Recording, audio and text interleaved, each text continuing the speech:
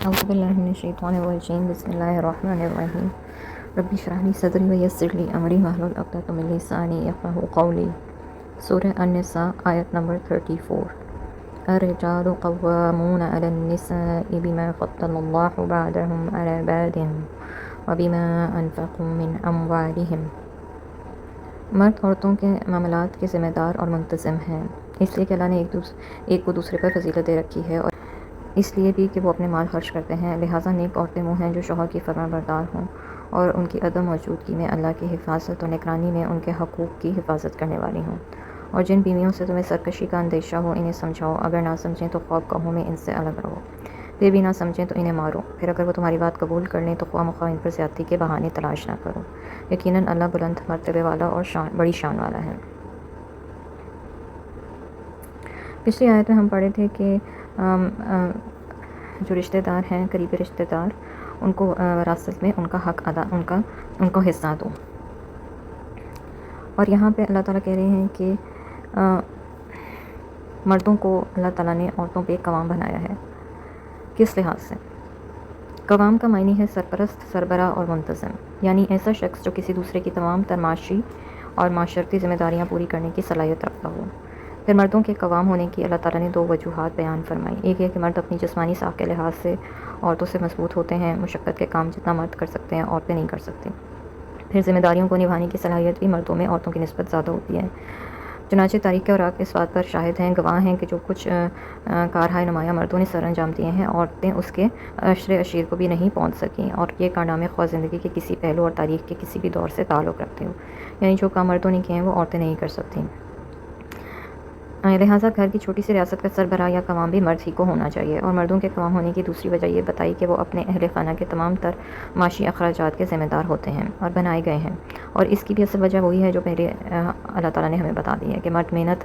شاقہ کر کے جو بھی کمائی کر سکتے ہیں وہ عورتیں نہیں کر سکتے، لہٰذا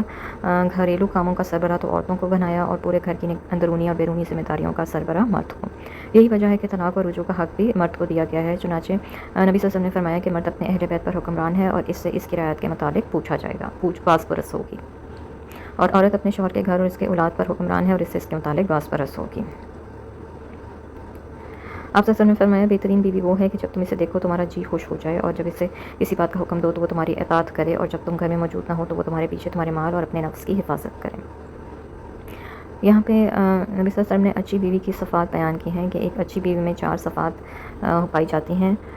2 تو شوہر کی موجودگی سے تعلق رکھتی ہیں، اور 2 اس کی غیر موجودگی سے۔ موجودگی سے متعلق یہ ہے کہ جب شوہر گھر میں ہو یا باہر سے کام کاج کے بعد وہ شام کو گھر آئے تو اس کی بیوی جو ہے وہ اس کا استقبال کرے، اور اس کا جسم اور اس کے کپڑے صاف ستھرے ہوں، اور وہ اپنے خاوند کا دل مو لے اور خاوند اسے دیکھ کر خوش ہو جائے۔ دوسرا یہ کہ خاوند اسے اگر کھانے پینے سے متعلق کسی بات کے لیے کہے تو اسے فوراً پورا کر دے، یا اگر اسے بوس اور کنار کے لیے بلائے تو اس کی خاطر اس کی بات مانے، اور جب گھر میں نہ ہو تو کسی غیر مرد کو گھر میں داخل نہ ہونے دے، نہ ہی خود کسی غیر مرد سے آزادانہ باتیں کرنا یا باتیں کرے۔ نیز اپنے شوہر کے گھر کی امین ہو، اس کے مال کو نافضول کاموں میں خرچ کرے، نہ ہی اس کی اجازت کے بغیر اللہ کی راہ میں خرچ کرے، الا یہ کہ اس کا مال ساتھی ہو، اور نہ ہی چوری چھپے خاوند کے مال سے اپنے میکے والوں کو دینا شروع کر دے، یعنی ان کے لیے کوئی تحفے تحائف خریدے۔ مگر جب خاوند کوئی ایسا کام بتائے جو گناہ کا ہو اور اس میں اللہ تعالیٰ کی نافرمانی ہوتی ہو تو اللہ کی نافرمانی کے مقابلے میں کسی کی اطاعت نہیں کی جائے گی، جیسے مثلاً مرد اسے نماز کی ادائیگی یا پردہ کرنے سے روکے یا اسے شرک والے کاموں پر مجبور کرے تو اس سے انکار کر دینا ضروری ہے، ورنہ وہ گناہگار ہوگی۔ سیدنا ابو ہریرہ کہتے ہیں آپ نے فرمایا اگر عورت کا خاوند اس کے پاس موجود ہو تو اس کی اجازت کے بغیر نفلی روزہ بھی نہ رکھے۔ نیز آپ نے فرمایا جب مرد اپنی بیوی کو اپنے بستر پر بلائے اور وہ نہ آئے تو صبح تک فرشتے اس پر لعنت کرتے ہیں۔ نشوز کا لغوی معنی ہے بلندی، اٹھان اور بار کے ہیں، خصوصاً جب کسی چیز میں یہ اٹھان اور ہچکان ہو، مثلاً عورت اپنے خاوند کو اپنا ہمسر یا اپنے سے کمتر سمجھتی ہو، یا اس کی سربراہی کو اپنے لیے توہین سمجھ کر اسے تسلیم نہ کرتی ہو، اس کی اطاعت کی بجائے اس سے بحث کرتی ہو، یا خندہ پیشانی سے پیش آنے کے بجائے بد اخلاقی سے پیش آتی ہو اور سرکشی کرتی ہو، بات بات پہ ضد اور ہٹ دھرمی دکھاتی ہو، یا مرد پر ناجائز قسم کے تہمات لگاتی ہو، یہ بات نشوز کے معنی میں داخل ہوتی ہیں۔ ایسی عورتوں کے بارے میں اللہ تعالیٰ نے مردوں کو 3 قسم کی ترتیب وار اقدام کرنے کی اجازت دی ہے۔ پہلا قدم یہ ہے کہ اسے نرمی سے سمجھائے کہ اس کا رویے کا کیا انجام ہو سکتا ہے، لہٰذا وہ کم سے کم اپنی بہتری اور مفاد کی خاطر گھر کی فضا کو خراب نہ کرے۔ پھر اگر وہ خاوند کے سمجھانے کا اثر قبول نہیں کرتی تو خاوند اسے الگ کسی دوسرے کمرے میں سونا شروع کر دے اور اسے اپنے ساتھ نہ سلائے۔ اگر اس عورت میں کچھ بھی سمجھ بوجھ ہوگی اور اپنا بھرا برا بھلا سمجھنے کی تمیز رکھتی ہوگی تو وہ اپنے خاوند کی اس ناراضگی اور سرد جنگ کو برداشت نہیں کر سکے گی۔ اگر پھر بھی اسے ہوش نہیں آتا تو پھر تیسرا اور آخری حربہ کے طور پر مارنے کی بھی اجازت ہے، مگر چند شرائط کے ساتھ۔ آپ صلی اللہ علیہ وسلم نے فرمایا، خبردار، عورتوں کے متعلق نیک سلوک کی وصیت قبول کرو، وہ تمہارے پاس صرف تمہارے لیے مخصوص ہیں، اس کے سوا تم ان سے کچھ بھی مالک نہیں، بجز اس کے کہ وہ کھلی بے حیائی کریں۔ اگر وہ ایسا کریں تو تم انہیں بستروں میں علیحدہ کر سکتے ہو اور اس طرح مار سکتے ہو کہ انہیں چوٹ نہ آئے۔ آپ صلی اللہ علیہ وسلم نے فرمایا کہ بیوی کو